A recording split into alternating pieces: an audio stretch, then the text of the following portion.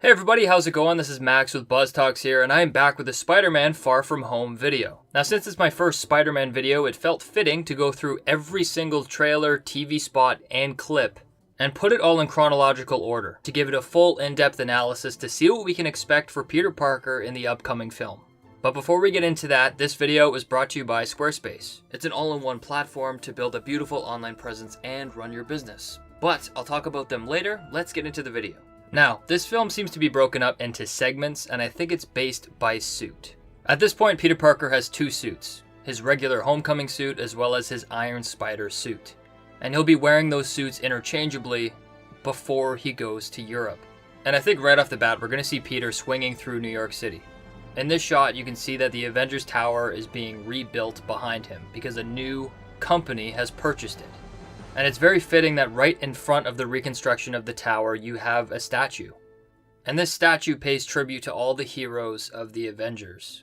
That's Captain America, Black Widow, Hulk, Iron Man, Thor, and Hawkeye. And everyone else who fought the Chitauri in the battle for New York. Now, I think this shot is very significant. And the reason is that this film is going to really change Peter Parker's character.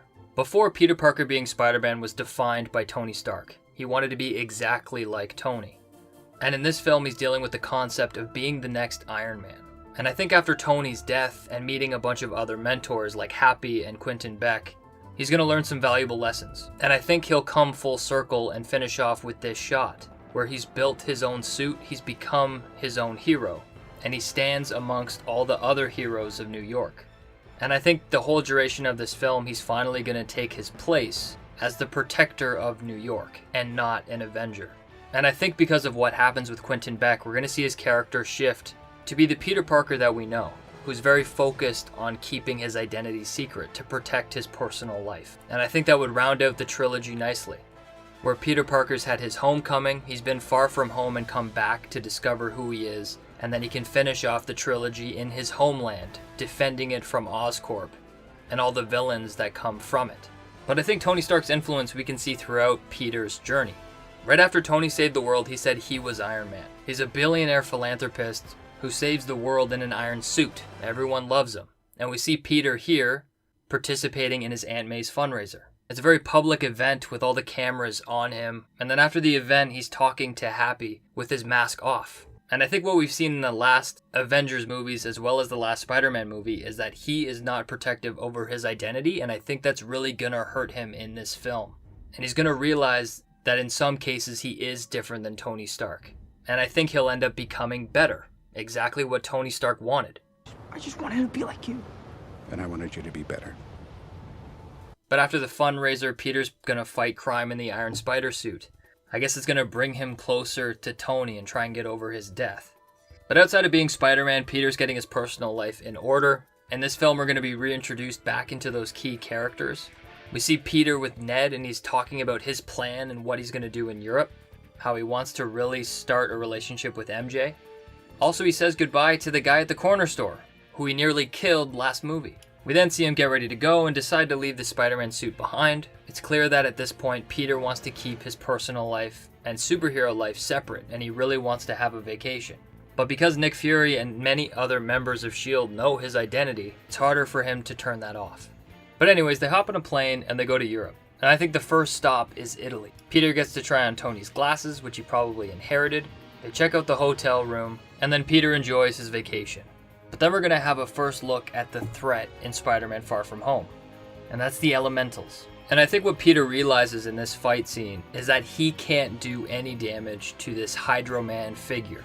No matter what he does, he can't fight him. And just in the nick of time, this person shows up in a weird outfit. And of course he's showing his face and he ends up defeating Hydro Man. And I think what we'll realize later is what Mysterio or Quentin Beck wanted worked.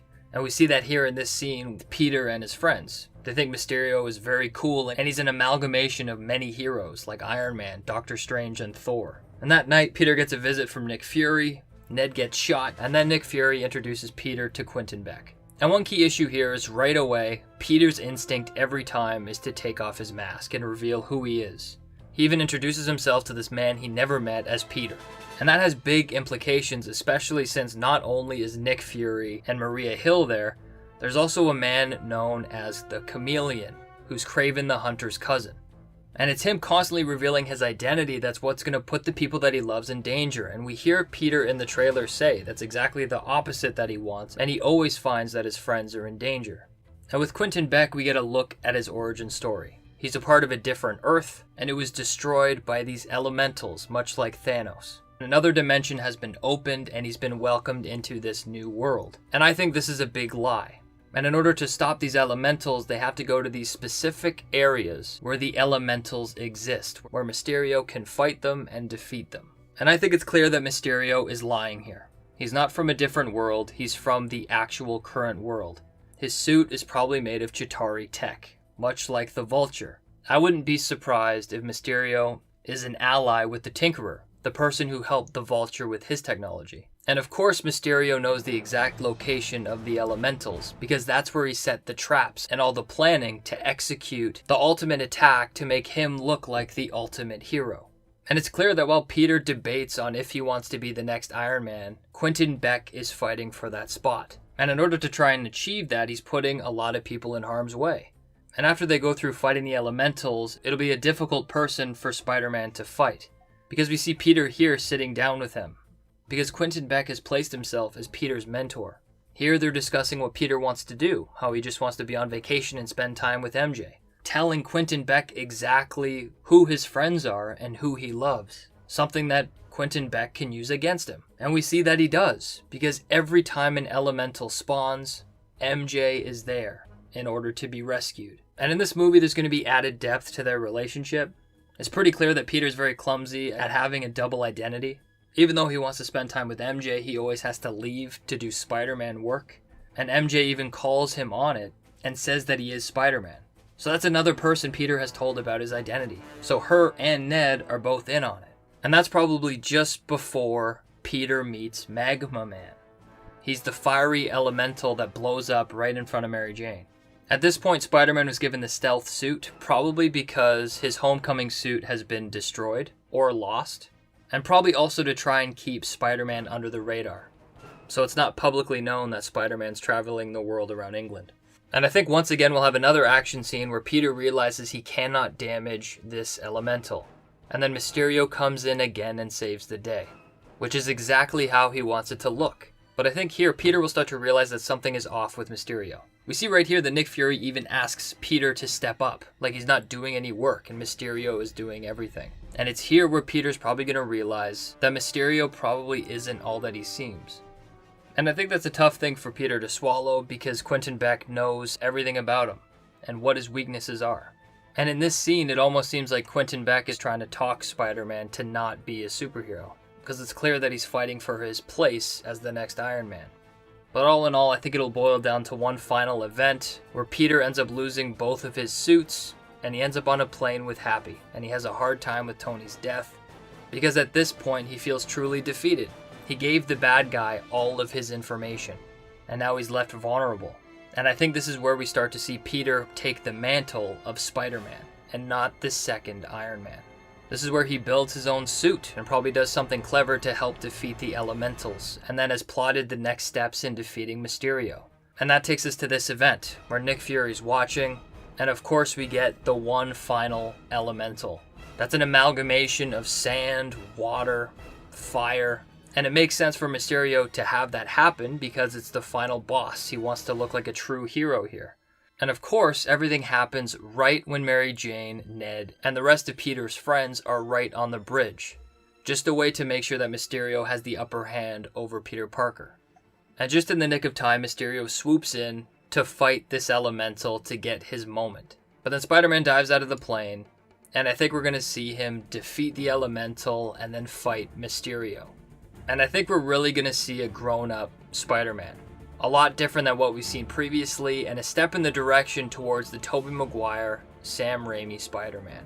And it's clear that Peter's friends are being chased because Happy's job is to pick them up in the jet and it gets destroyed. So it's Peter's job to make sure that they're all safe. But then all in all, basically that's how I think it's going to end.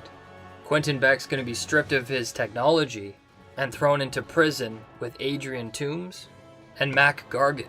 So we'll have the Vulture, Scorpion, and Mysterio We'll just need 3 more people to round out the Sinister Six. And then I think we'll get these scenes to try and wrap up Peter's character as the new Spider-Man. Much like how Sam Raimi's Spider-Man always did a final swing, I think we'll get the same thing with Peter Parker. He'll take MJ for a ride, and then he'll go for a personal swing himself. And then we see his character come full circle and evolve.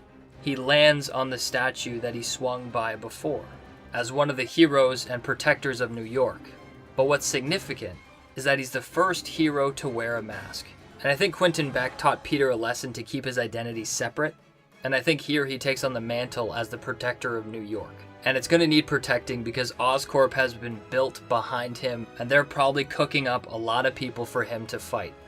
And then we'll probably get an end credit scene related to Oscorp. Maybe we find out that Norman Osborn is there. And I wouldn't be surprised if we see the Tinkerer now hired by Oscorp. But I think that'll lead to a Spider-Man 3 that'll be very reminiscent of the Tobey Maguire Spider-Man movies. It could be about defending his homeland, where Peter doesn't do any more press like his Aunt May's fundraiser, and he keeps his 2 identities separate. But because of that, he gets no glory and he gets no money, and he gets no appreciation for his actions. And I think the only way for him to make some money and to try and maintain a positive reputation about Spider-Man is to become the photographer for the Daily Bugle. But that's what I think is going to happen in Far From Home and potentially the next Spider-Man movie. Let me know what you guys think in the comment section down below. Now, it's time to talk about Squarespace. As I said, Squarespace is an all-in-one platform to build a strong online presence and business. The first aspect of building an online identity is getting started, and Squarespace makes it possible. You can purchase your online domain straight from Squarespace, and then you can get started. Build your website using a vast selection of modern templates that have been designed to be intuitive, efficient, and appealing. On top of that, it's important for me as a content creator to promote my personal content and maintain communications with my audience. Squarespace allows you to create background visuals to the website by adding a video of your choice, or if the background isn't enough for you, you can place videos from YouTube, Vimeo, or any other service. You can also pull content from your social media, like Twitter and Instagram, and it's flexible in any page, sidebar, or foot of your website. To try this out, go to squarespace.com for a free trial. And when you're ready to launch, go to squarespace.com/BuzzTox to save 10% off your first purchase. Thanks a lot, guys. Take care.